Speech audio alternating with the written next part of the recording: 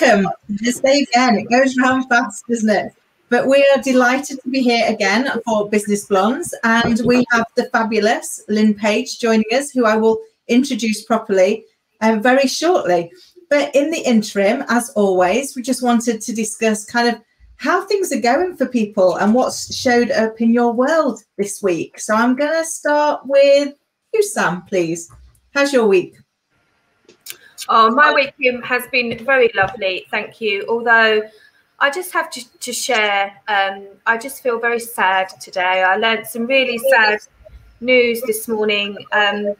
It was really, really bizarre because I was just about to deliver a well-being and mental health course. It's like a 6-week program, and I was just getting ready for it, and I was preparing for it, and I had a message from an old colleague to let me know that sadly we'd lost another one of our mutual old colleagues who had taken their own life. And it's just absolutely thrown me, because she was the life and soul of the party, this lady. She was, you know, you heard Terry before you saw her. She was one of those ladies that you were just drawn to. You just wanted to be around all the time. And yeah, so it was, I mean, it was so profound because literally it was minutes before I was delivering this workshop. So, I mean, it gave me some great sort of emotional material to discuss. But yeah, so that's my share. I'm having a great week, but it's rocked me completely today. Oh, my love, I can only imagine. It's so heartbreaking, isn't it? It's so heartbreaking when we lose anybody, but I think when we lose somebody who's taken their own life, the fact that you know how sad they must have been themselves, adds a layer of grief, doesn't it? Yeah. So thank you, ladies. Thanks for letting me share that with you guys. Sending you a massive big hug, my love. Thank you. Caroline, my love, how about you? I'm sorry to hear that, Sam. I used to be a Samaritan on the phones, and you don't know what goes on in people's lives. And the thing, when people are left behind, you always think, could I have done something? Could I have spotted something? And quite often you never know. Which is why I became a life coach, because I want to help people live brilliantly. So I've had a really good week. Graduation day tomorrow, and for my students, and I shall be wearing trust me, I'm a life coach, which I had commissioned by one of my clients. I love it. Big day on Saturday. I mean, not tomorrow, Saturday. There'll be a glass of champagne on Zoom, me wearing my t-shirt, and lots of coaches going out into the world to change the world. So happy days. Oh, that's amazing. You should be so proud. It was your biggest academy this time, wasn't it? Was it 25?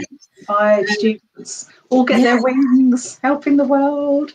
but what I love about that is, if we think back a year ago when you first had to take your first one online and you were like, can't do this, it's not going to work. And now here you are a year later and you're delivering the biggest that you've ever had. I think it just shows the power of positive mindset and having a will-do attitude. It's online is the way forward for me now. It's enabled more people to join, Africa and LA, all sorts of people coming in.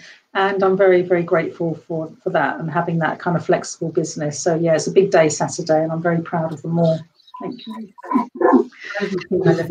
Thank you. Penny, my love, how about you? Yeah, Sam, it does get you in the guts when you hear things like that. It's makes you swallow hard, doesn't it? Because we all know, you know, tough times as well. And yeah, as Kim says, relating to the person and why they were that down, why that life was that tough, is really hard. Congratulations, Caroline. I'm very excited about what you've achieved. Yeah, well, actually what I wrote down I wanted to talk about, which is really pertinent, which is love in business. It came up today in our community. So we've created this community called Bit 100, and it's called Diversity of Skills, Commonality of Kindness is sort of our strapline to it. And it's skilled experts. And when we've been recruiting, we've got 47 now out of the 100. We've been really looking for people that feel comfortable to use the word love in the business environment. And I just think that, you know, it's so important to us all to feel love. The four of us when we're together, and now Lynne in our group today, you know, there's always an energy of love, and there are so many people that don't know how to access love. And I heard this. I'm a real fan of Grey's Anatomy. Has anybody watched Grey's Anatomy? Oh my God, I'm on series 9, and I do it on my iPad, and I do my makeup with it, and I follow it downstairs, and I watch it while I'm making my first coffee, and then I watch it at lunchtime while I'm making my lunch. It follows me around like that. There was a quote in it which I absolutely loved, and it was Meredith Grey said this: because when you deeply know who you are, it's easier to know what you're about, and ultimately know what you need. And I really like that. And I think, you know, just to follow on from what you said, Sam, is this need that we all have to feel loved. And sometimes we just don't know where to get that feeling, do we? No, that's so true. And you're right. I think sometimes we, I don't know if this is just the way that we were brought up, where it's like business was about business and emotions were about emotions, and never the two should meet. And yet we are all human beings. We are just doing things in business, still being human. So who we are and our emotions are still so critical. And, you know, one of the things that I've done this week that I'm quite proud of is I've just become an accredited practitioner in reading emotions on people's faces. So reading the 16 emotions that we show globally, whether or not, even if we were born blind, we would show these emotions the same way. And it's a real way of being able to detect how somebody's really feeling, even if they are trying really hard to suppress it. And these micro expressions can last less than 1/25th of a second. So they're fleeting, but the amount of information they can give us is priceless. And, you know, hopefully being able to help people and share that would help people able to communicate better and understand how someone's really feeling, even if they're telling us one thing. But we sometimes have that gut feel, don't we, where we know. And for me, what's important about it is putting the emotion back into business, because we can't do one without the other. No, we can't. Loved and supported, we can't be our best. And I think, you know, we need to create that safe space to be able to talk about this for people, don't we? It's really interesting what you say as well, Kim Adele, because I was on a platform about 20 years ago with a guy called Alan Pease, and he was a body language expert. And he shared some of that, not probably as scientifically as you now know it 20 years on, but he said that's why Botox and going under the knife on your face is so damaging for your ability to relate to people. Oh, it's so true, because even though you might go, well, it's all right for you, Kim, you know them, the rest of us don't. Subconsciously, we know them. So whenever you get that feeling where you go, something's just a little bit off about that picture, about that person, or about, I don't trust what they're saying, it'll be because your subconscious will have spotted one of these. And when we use Botox, we stop our ability to be able to do them. So, you know, there was a recent video of somebody who'd had a lot of Botox who was genuinely distraught, but because she was unable to make any of the muscle movements, you didn't believe her. And yet she was clearly absolutely distraught. But the disconnect was there was none of these movements that made it feel genuine. And I think that it's such a shame, isn't it, that we, in our drive to be perfect, we're actually losing ourselves. I think Tom Cruise was interviewed on Graham Norton this week. I don't know whether you saw it. It's like he was a different man. He's had it all done. So shame. Sorry, Sam.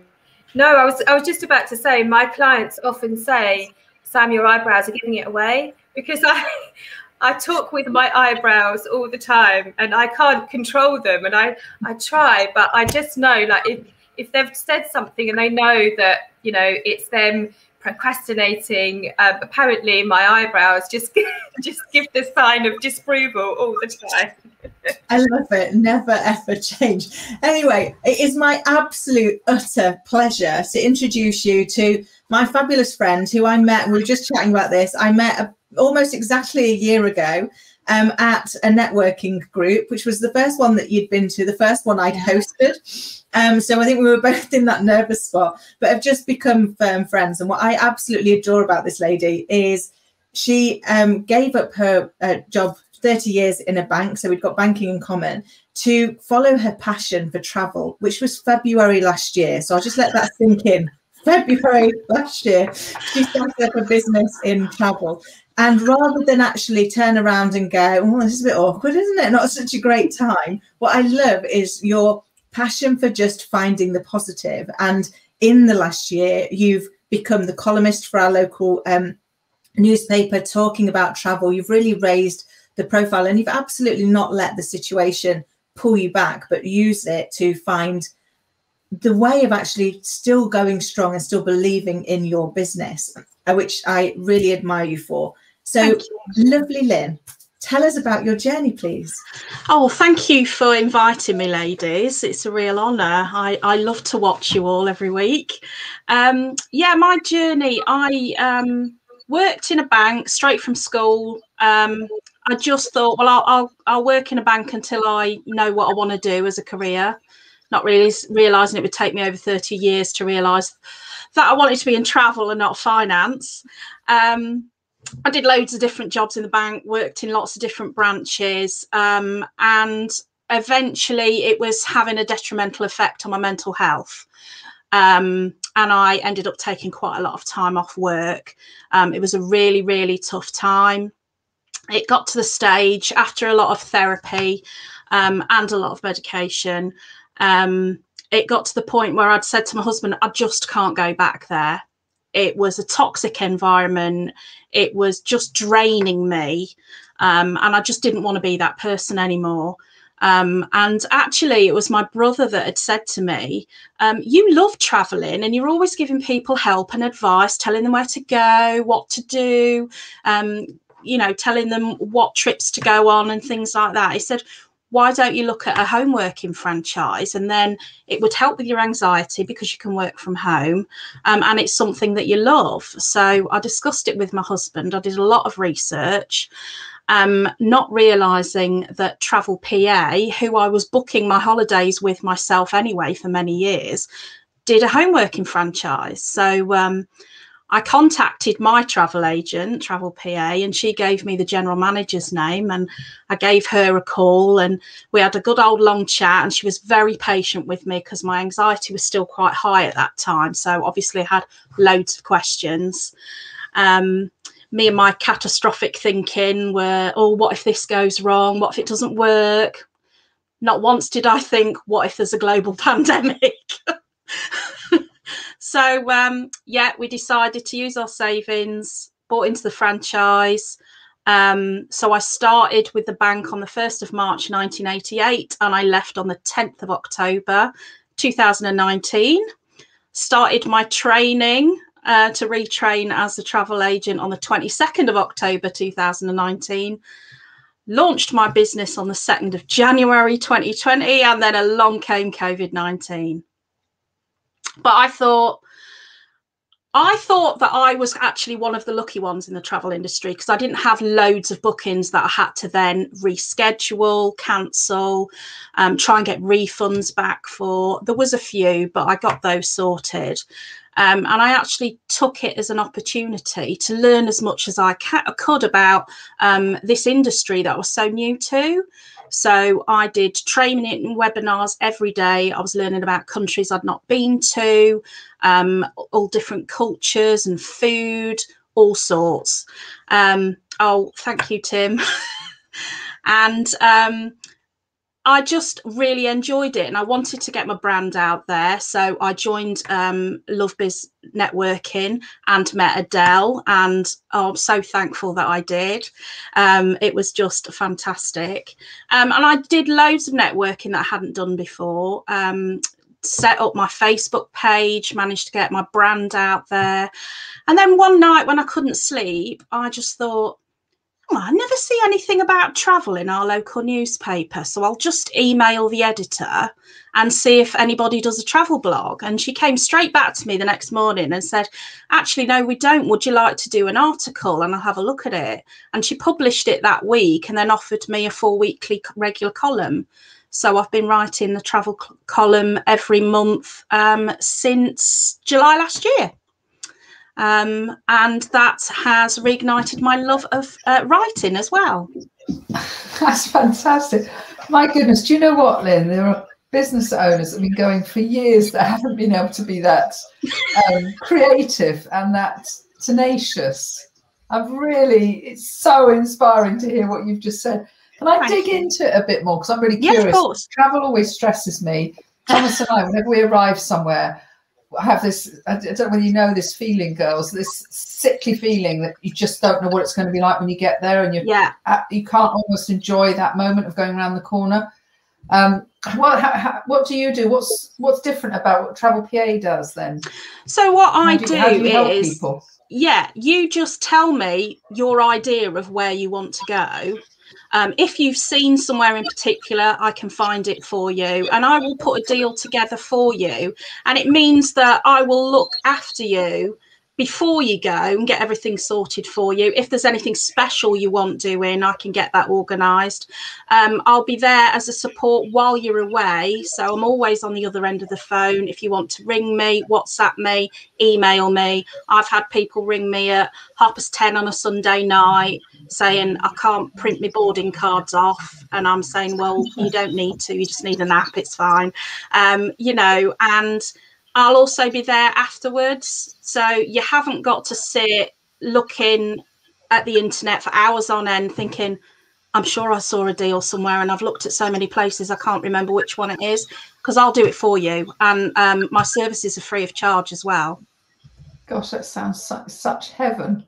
So do you have, as a franchisee, do you have your own unique website? So I've just gone on the Travel PA website. Do you have one? I have a micro site, but I'm just in the middle of having my main website built. It should be live by next week.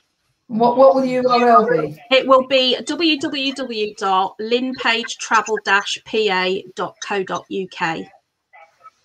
I'm writing it down. So Lynne, I was just going to say, what are your kind of obstacles right now looking at the year ahead? Is it not knowing where we can go, how we can go? It's since the Global Travel Task Force did their last announcement around the 12th of April, and they said, you know, we'll review it again for the 12th of May.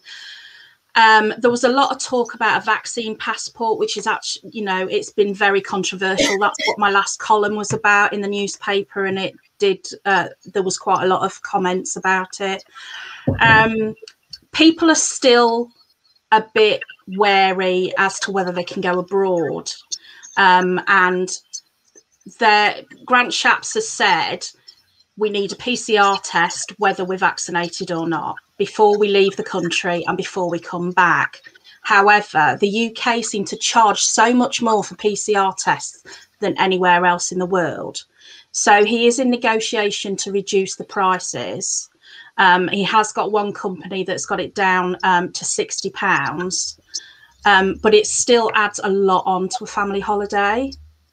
So if you've got a family of 4, he's also looking at whether we can take our own lateral flow tests with us, the free ones that you get from the NHS. He's looking to see whether we can take those with us while we're abroad, do the lateral flow test, and that'll be okay for us when we come back from a green country. But I think things are...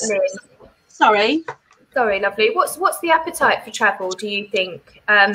Is there an appetite this year? Are most people thinking, actually, I'm going to leave it this year and have a staycation, and maybe like Penny has, invest in a mobile home to enjoy?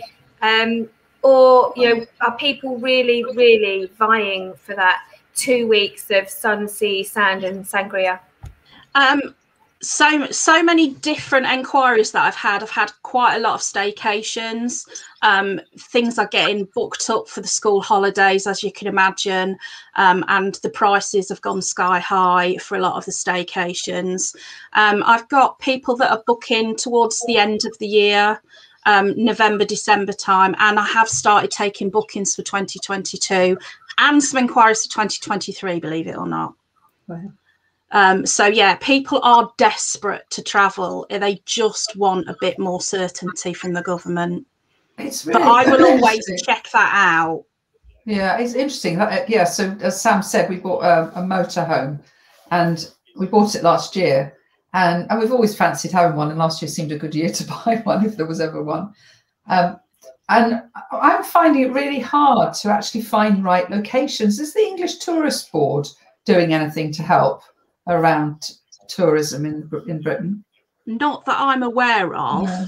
No, and there's so few companies that are dealing. There seems to be the same companies that are dealing with UK staycations, and it depends whether you want, like, you would want a campsite, or whether you would want a hotel or a cottage or a lodge or a holiday caravan park. And there are a lot of unusual places to stay. We can do glamping pods. I did quotes last week for somebody who wanted somewhere unusual, and I quoted for an old prison and also an old railway carriage, and you can actually stay in the railway carriage. So yeah, there's a lot of different things out there. Yeah, this weekend we're going down to Cornwall to see my son, and he's living down there at the moment. We're staying in a converted bus on a campsite. Fabulous. I love it. That's amazing. Lynn, so Tim's asked, have you noticed the prices hike as a result of the staycations? Yes, I have, definitely. But I think the prices have hiked not just for staycations, but for holidays abroad. I think the days of getting that bargain last minute holiday have gone. Because the companies need to claw back their money, don't they, that they've lost over the last 12 months. So, yeah, I think the prices have hiked everywhere. Do you think, Lynn, I mean, I had quite a big holiday organised for October last year. It was actually my husband's 50th birthday celebration. And obviously it was cancelled, like most of people's holidays last year. I'm thinking of rebooking it for 2022, so October time. Do you think the prices are going to be, majorly hiked still by 2022? Because I'm a little bit fearful of, the budget that I had for that holiday last year. How much more am I going to have to add to that pot to cover it, for 2022? Yeah. What are your thoughts on that? Well, having looked at holidays for next year, and I have actually booked a couple for 2022, one as far as September next year. The prices aren't that massively different. The only thing we have to be aware of is airlines don't release their flights until 11 months before departure. So that's what we can only give a guide as to how much the flight will be at that time, and we can't give you a specific price until they are actually released by the airline. I wondered also from a business point of view, if you were going to encourage somebody else maybe to start a travel business. So how does the model work? Because what you said there was that your services are free of charge. So how do you make your money, Lynn? Who pays you? So I work on a commission only basis. So I only earn any money when people travel. So you can imagine over the last year, it's been really, really tough. So for example, something as simple as if you saw online a Jet2 package holiday and you saw the price, I could book that holiday for you at exactly the same price. It just means that Jet2 would pay me the commission rather than they keep it. But then you would also have me to help you and support you through all of it and my services. So yeah, that's how I make my money. And as I haven't, I've had to take a couple of extra jobs over the last year. So I even did call handling for the NHS test and trace over Christmas, and now I'm doing an admin job for a friend, so just until travel picks up. But it's amazing how the travel industry has changed, because you used to go to the high street, bring a load of magazines this thick and go through and put across, take them all back, sit for hours. Oh no, computer says no. And then you get your seventh choice arriving at 3 a.m, and it's like, now it's all bespoke. It's wonderful. If you want flowers in your room, a bottle of something by the bed, you can do all of this wonderful stuff now. And I suppose that's the joy of your business, is the bespoke and customized packages. It is. Yeah, you can really personalize it to each individual. My strap line is, I don't just book holidays, I design them. Ooh, so I can make them personal to you. Also, I'll refer to the legend that is Eamon Holmes, who on This Morning said travel agents used to be a thing of the past and now they're a thing of the future. Ooh, very good. Love it. I love it.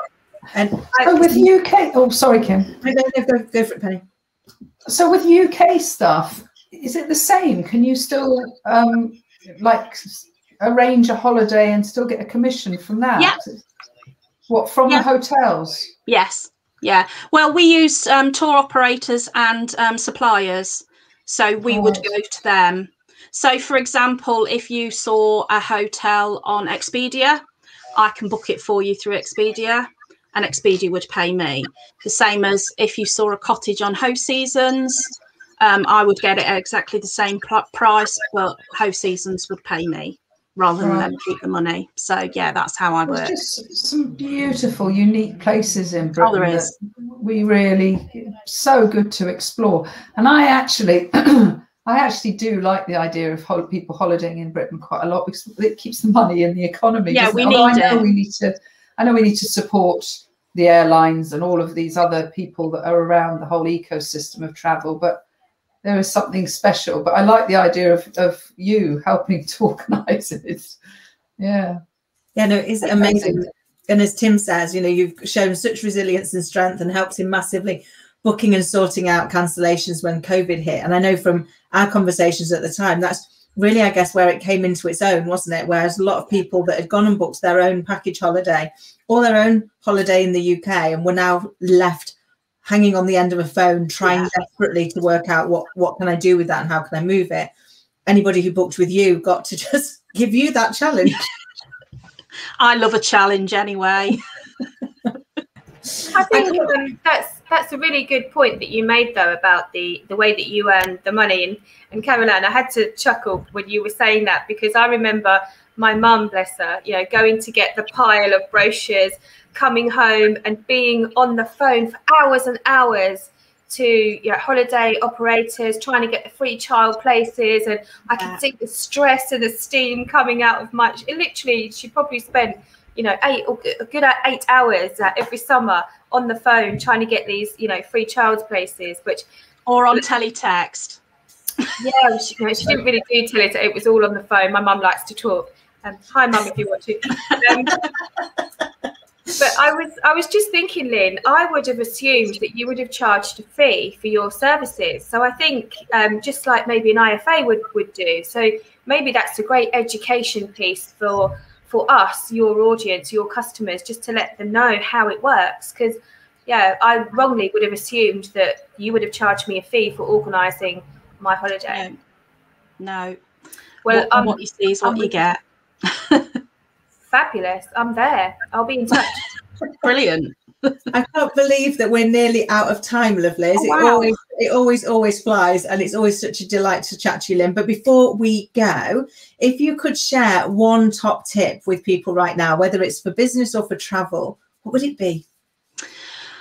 Don't give up.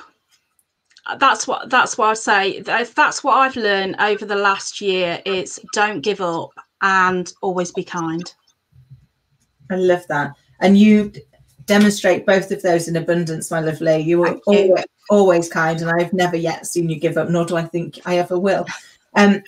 Penny, my lovely, how about you? Have you got a top tip for our viewers?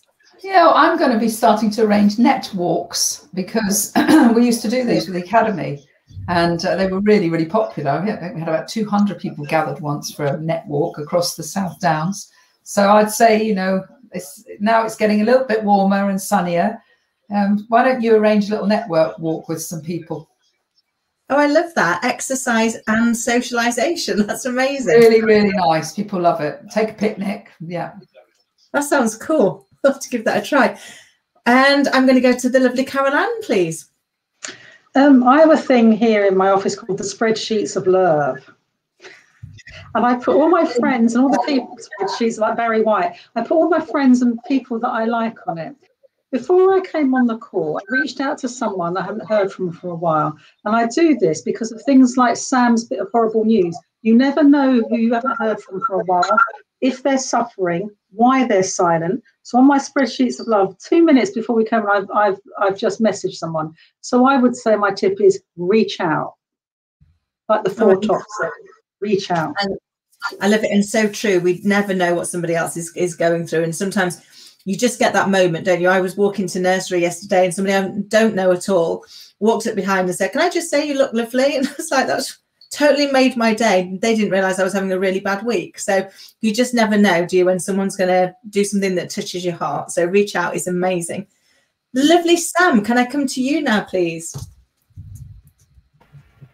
Yes, well, Caroline has just stolen my words, because I actually shared on LinkedIn this morning, you know, that message, and I just said, I ended it with, just check in with somebody today and make a difference to their lives, because like you just said, you just never know, you might hit at the right time. So yeah. Amazing. So true. So what's going to be my tip? Well, I think I'm going to follow on from pretty much all of them, which is be kind and share the love. I think sometimes we don't put it out there to let people know that we care or that we love them, or that there's something about them that we admire, whatever that is. But actually, let's make this week the week that we go and do that we go and be the rain in somebody's rainbow, to quote Maya Angelou. Lynne, it's been an absolute delight, my love. I am looking forward to our coffee and catch up. Everybody else, it's always a joy to chat to you. If you would like to be in Lynne's chair, then please do get in touch with us at www.businessblondes.tv. And in the interim, stay safe, take care, and be kind. See you next week.